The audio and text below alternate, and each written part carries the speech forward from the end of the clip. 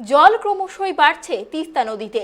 বিপদসীমার ওপর দিয়ে জল বয়ে চলায় সোমবার ভোর রাত থেকে তিস্তার দোমোহনী থেকে বাংলাদেশ সীমান্তবর্তী এলাকা পর্যন্ত লাল সতর্কতা জারি করেছে সেচ দপ্তর। অসংরক্ষিত এলাকায় এই সংকেত জারি করা হয়েছে। পাশাপাশি তিস্তা নদীর সংরক্ষিত এলাকায় হলুদ সতর্কতা জারি করা হয়েছে। পাহাড় ও সমতলে ভারী বৃষ্টির জেরে নদীগুলিতে বাড়ছে জলস্তর। নদী লাগোয়া বেশ কিছু এলাকা ইতিমধ্যেই প্লাবিত। এর জেরে বিপর্যস্ত জনজীবন। উত্তরবঙ্গের বেশ কয়েকটি জেলায় চলছে বৃষ্টি, যা নিয়ে নদীগুলিতে আরও জল বাড়ার আশঙ্কা করা হচ্ছে। রাতভোর পাহাড়ে বৃষ্টির জেরে তিস্তার জলস্তর বেড়েছে। জারি হয়েছে লাল সতর্কতা। তিস্তা ব্যারেজ থেকে জল ছাড়া হয়েছে। ইতিমধ্যেই বানবাসী পরিস্থিতি খতিয়ে দেখছেন জেলা শাসক ও পুলিশ সুপার। পাশাপাশি ভুটান পাহাড়ে বৃষ্টির জেরে জলস্তর বেড়েছে জলঢাকা নদীতেও। জারি হয়েছে হলুদ সতর্কতা। জলপাইগুড়ি সেচ দপ্তরের সহকারী ইঞ্জিনিয়ার তিনি জানান, কন্ট্রোল রুমে মনিটরিং অফিসার। এবার আমি আপনাদের রিপোর্টটা দিচ্ছি।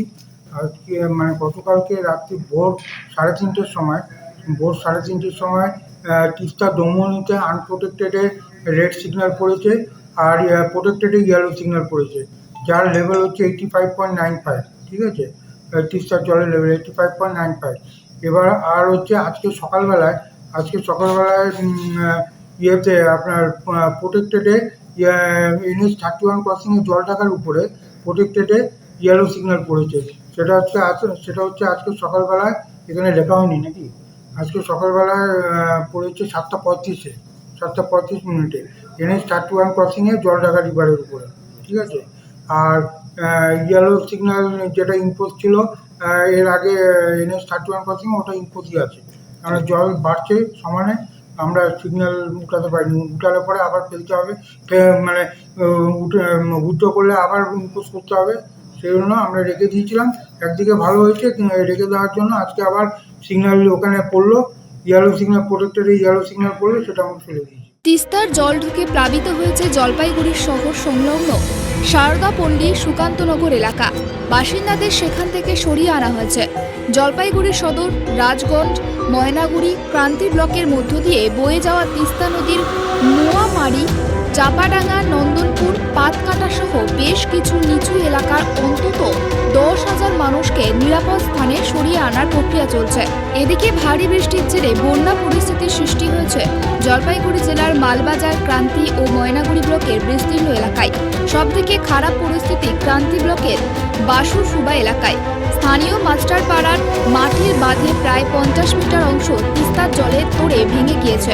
এর জেরে প্লাবিত হয়েছে বিস্তীর্ণ এলাকা। অন্যদিকে কোচবিহার, আলিপুরদুয়ার জেলাতেও বৃষ্টির জেরে বন্যা পরিস্থিতির সৃষ্টি হয়েছে। ভুটান পাহাড়ে লাগাতার বৃষ্টির জেরে ফুলে ফেঁপে উঠেছে তোরসা নদী। ইতিমধ্যেই তোরসা নদীর গ্রাসে ভুটান সীমান্তের জয়গড় বড় নিচিয়া বস্তি এলাকা। বহু মানুষের কৃষি জমি, সুপারি বাগান ক্ষতিগ্রস্ত হয়েছে। ক্রমাগত ভাঙনে চিন্তিত এলাকার বাসিন্দারা। তোরসা নদীতে হলুদ সতর্কতা জারি করা হয়েছে। রায়ডাক নদীতে জল বাড়ছে।